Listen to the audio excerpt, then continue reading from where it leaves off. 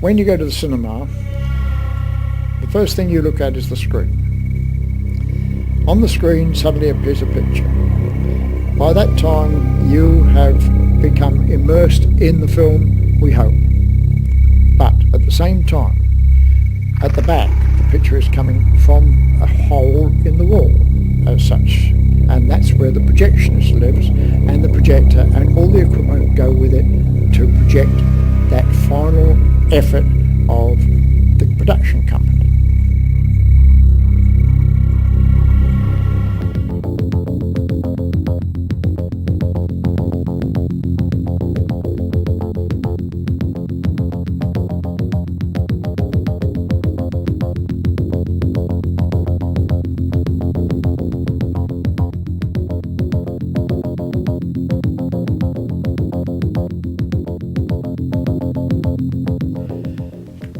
I think it's a forgotten thing that when people go to the cinema, they may look at the back of the cinema and see a spot of light or port, which we call them, where the film is being projected. Very few know or think about what's at the back there. Yet it is the culmination of millions of dollars, great techniques, the getting together of great actors and actresses, good stories, fantastic things like that, that culminate in that particular room at the back of the cinema. Without it, we wouldn't be seeing films. Without the projection, you didn't have the cinema. Without the production company, you didn't have the projection and the cinema. It's an integrated thing, it always has. Now, this has been happening a long time, from where the cinema, if you like, was very, very infant. It was a very infant type of industry, and people went to great lengths to show a moving picture.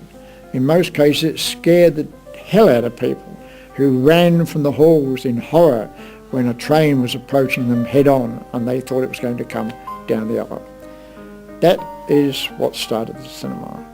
Leading into the 20s and 30s years, it was obvious that the actual cinema industry was getting a foothold in the entertainment business, and a very large one. I don't think that people, unless they've been in the industry for a long time, can ever understand how simple it was and how difficult it was. The introduction of sound was a great major thing, and that was the real beginning of altering the industry. I think up until then, the silent era was an introduction of the cinema as it's going to be. Obviously everything progresses along those lines, but when sound came along, it was definitely different.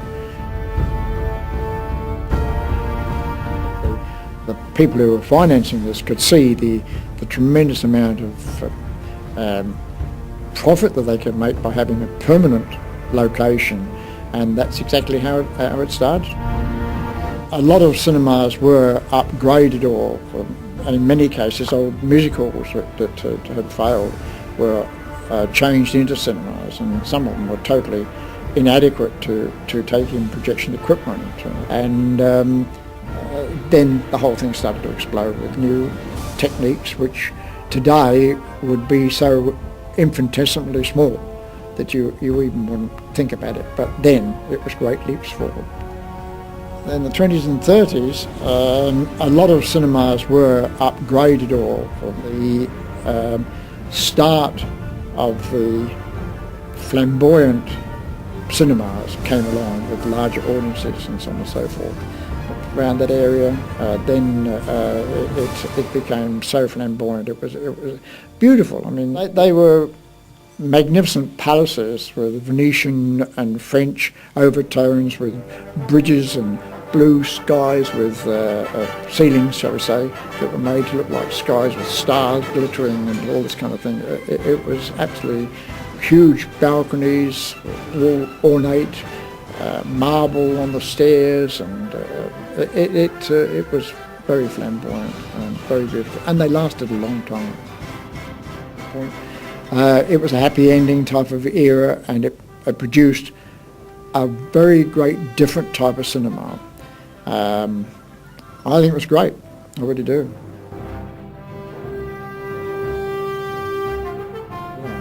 Because it was about 4 or 5 projectionists to one cinema, one screen. And that's where an interest comes in, that the whole thing's been knocked down so much that you've got one projectionist now possibly feeding 10 projectors or something like that. So 3 projectionists can run a huge complex of 20 cinemas.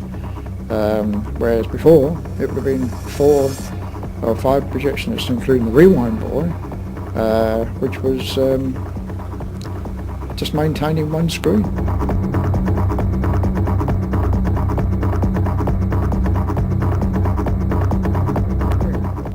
Now, of course, we have automation, which through computers can start the projector up and show the picture with the help of a projectionist, but only a little help.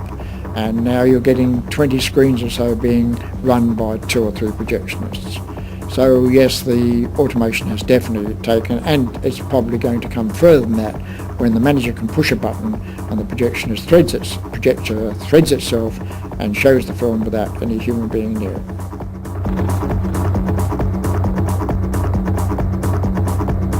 Because the cinema flooded to automation to try and save money, and did so well. Unfortunately, of course, it also produced a dearth of projectionists being fired almost overnight.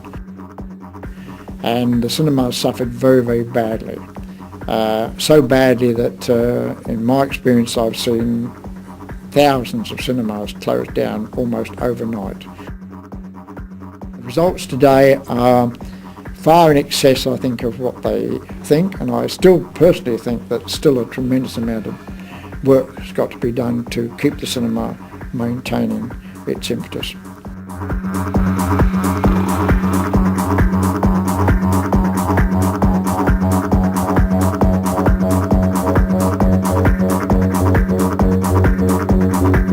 And I would like to think that a few people would turn around and have a look at the projection box, and one of these days they might understand what's going on.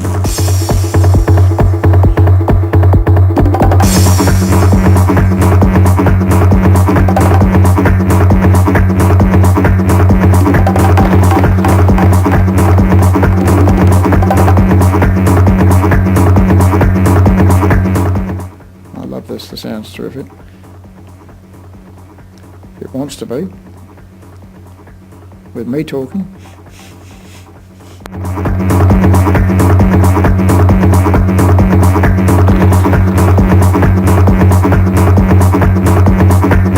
I wasn't around in World War I, you probably know, but it